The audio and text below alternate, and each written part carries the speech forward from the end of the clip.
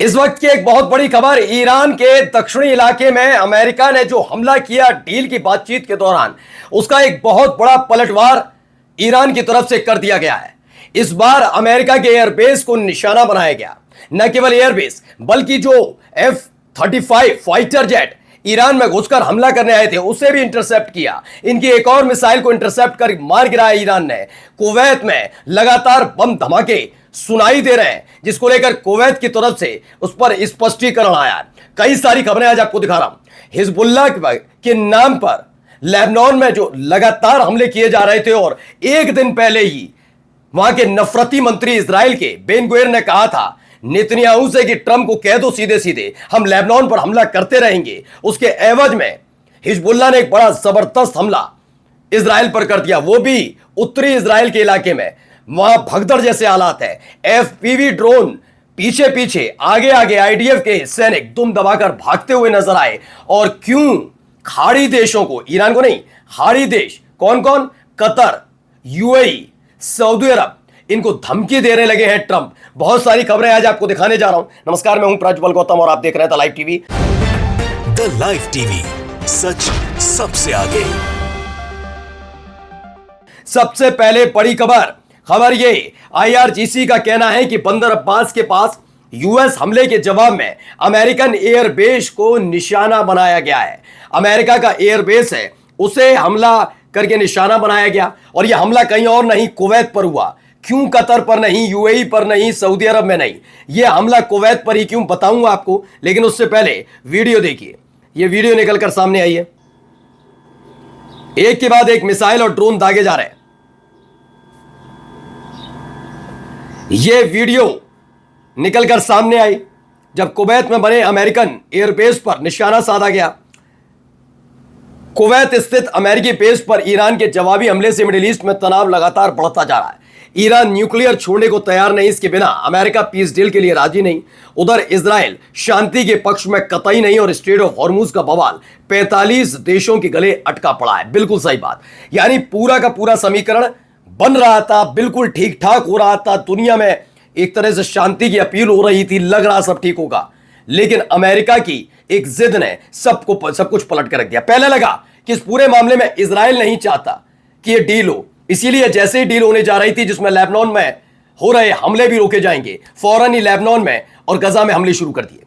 लगा कि केवल इजराइल है, लेकिन अमेरिका की सेना ने जिस तरह से दक्षिणी ईरान पर अटैक किया, बंदर अब्बास पर अटैक किया, उसका जवाब ईरान ने डील की बातचीत के दौरान ही कुवैत में बने अमेरिकन एयरबेस पर अटैक करके दिया है। कई और खबरें देखिए। पहले इसमें कुवैत की तरफ से भी बयान आ गया।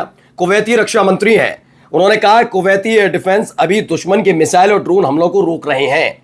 इनका कहना है, आर्मी के जनरल स्टाफ ने बताया कि अगर किसी धमाके की आवाज सुनाई देती है तो वे एयर डिफेंस सिस्टम के दुश्मन के हमलों को रोकने का नतीजा है। ये स्पष्टीकरण देते नजर आ रहे हैं। जबकि खबर यह है कि अमेरिका के एयरबेस पर जो कुवैत में बना है वहां भारी हमले हुए हैं, और कई उनके जो अलग अलग सिस्टम्स वहां बने हुए हैं वो तबाह कर दिए गए। अब इन सब के बीच आईआरजीसी का बयान है। IRGC statement on clashes with US forces as a result of the US violation of the ceasefire we have struck the US military base located in Kuwait from which the attack originated. यानी कि बताया गया जो हमला बंदर अब्बास पर हुआ वो कुवैत की वजह से हुआ था, वहां से हुआ। इसकी वजह से अमेरिका ने जो ये सीज फायर का उल्लंघन किया उसका मुंह तोड़ जवाब देते हुए अमेरिका की मिलिट्री बेस को निशाना बनाया कुवैत में। This is a serious warning to the United State and repeated violation will be met with a much more decisive response. ये कह दिया गया, ये सिर्फ एक चेतावनी है अमेरिका को कि अब बर्दाश्त नहीं, फिर किया फिर मारेंगे, फिर किया फिर मारेंगे, और एक एक करके हर एक देश में फिर से वैसे ही होगा जैसे 40 दिन तक अमेरिका का एक एक मिलिट्री बेस, एक एक दूतावास दिलाया जाता रहा। हमने तब भी दिखाया था आपको कि अमेरिका के सैनिक अपने अपने मिलिट्री बेस को, अपने दूतावास को छोड़कर अधिकारी इन्हीं खाड़ी देशों के आलीशान होटल्स में रुके हुए थे, अपार्टमेंट्स में छिपे हुए थे। वहां लोकेट किया गया, उन्हें इंटरसेप्ट किया गया, और चाहे वो अपार्टमेंट हो या होटल हो, उसी कमरे में जाकर ड्रोन और मिसाइल जाकर गिरी।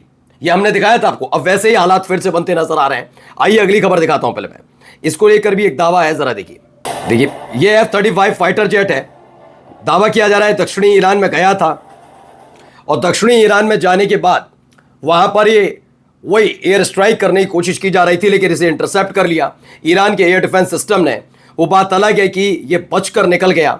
IRGC ऑल्सो पब्लिश, IRGC ने ये वीडियो पब्लिश की है कि कैसे अमेरिका के F-35 फाइटर जेट को ट्रैक किया गया और टारगेट किया गया। कल ईरान के एयर डिफेंस, वो बात अलग है कि F-35 जो फाइटर जेट है इनका, वो हमले से बचकर भाग निकला, लेकिन इसने ये बता दिया है कि F-35 फाइटर जेट हो या कोई सा भी, उसे बख्शा नहीं जाएगा, मार गिराया जाएगा। एक और वीडियो इसी से रिलेटेड, एक और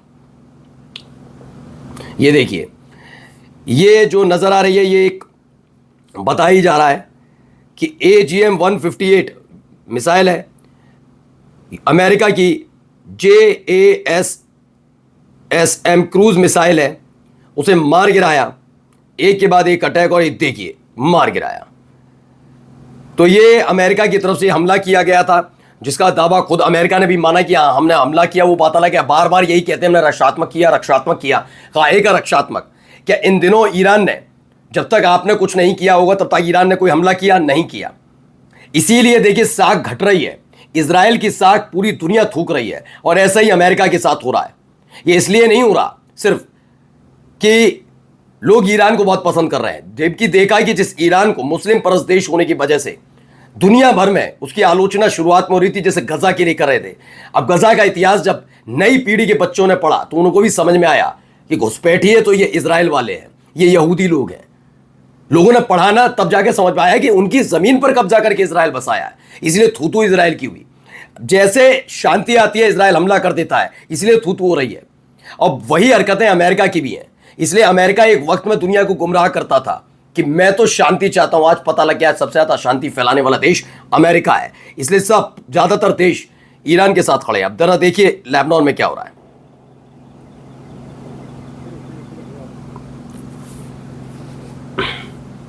एक के बाद एक अटैक,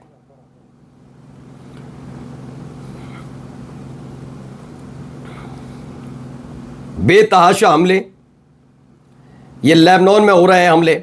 बताया गया है कि टायरे जो है दक्षिणी लेबनान में, वहां पर सिविलियन बिल्डिंग को निशाना बनाया गया, जबकि इनका टारगेट हिजबुल्लाह है। मैं तो बड़ा हैरत में पड़ जाता हूं, लेबनान की सेना क्या कर रही है, वहां की सरकार क्या कर रही है, लेकिन जवाब तुरंत मिला। जवाब देखिए, ये कहां की वीडियो, क्या दावा है बताता हूं भी आपको, लेकिन फिलहाल आप देखिए। लगातार आग बुझाने की कोशिश है, आग लगी हुई है, हड़कंप मचा हुआ, अफरा तफरी का आलम है। इसको लेकर जो दावा है वो ये है कि गलीली और शिमोन इलाका जो है उत्तरी इजराइल का, उसे दहला कर रख दिया। एक के बाद एक भीषण हमले किए गए हैं, और उस भीषण हमलों से उत्तरी इजराइल पूरी तरह दहल गया है। अब देखिए N12 है, उसकी एक खबर है, पहले देखिए। एक सैनिक भाग रहा है, ये इजरायली सैनिक है जो भाग रहा है। इसके पीछे पीछे देखिए ड्रोन आ रहा, भाई उड़ाते हुए ड्रोन भेज रहे हैं, FPV ड्रोन, मतलब टारगेट लॉक है ऐसा लग रहा है। वो भागता हुआ आता, कुछ और सैनिक भी हैं वहां पर। तो ये सब हुआ है, दावा किया गया कि इजराइल का एक सैनिक, एक नहीं बहुत सारे थे वहां पर, वो FPV ड्रोन जैसे ही देखा वो भाग खड़े हुए। वो छिपने की जगह ढूंढ रहा था, लेकिन FPV ड्रोन ने उसका पीछा नहीं छोड़ा, और ये इस तरह का। और जाते जाते देखिए क्या कह रहे हैं Donald Trump. Barack Hussein Obama, what a horrible agreement that was. It was a setback for this country, for the whole world. The Middle East would have blown itself up. No, and we'd like to have the countries we were talking about, with Saudi Arabia, UAE, Qatar, and the others, we'd like to have them immediately join and Steve Witkoff is working on that with Jared and some others, but would like to have them join the Abraham Accords. It'll be historic if they do it. And we would, I think they... तो Saudi अरब, अगर Saudi अरब, UAE और Qatar नहीं करते हैं Abraham accord को sign, तो हम Iran के साथ पीस डील नहीं करेंगे, ये कह रहे हैं डोनाल्ड ट्रंप। अब सोचिए सऊदी अरब, UAE और कतर को भी धमकी दी जा रही है। नमस्कार।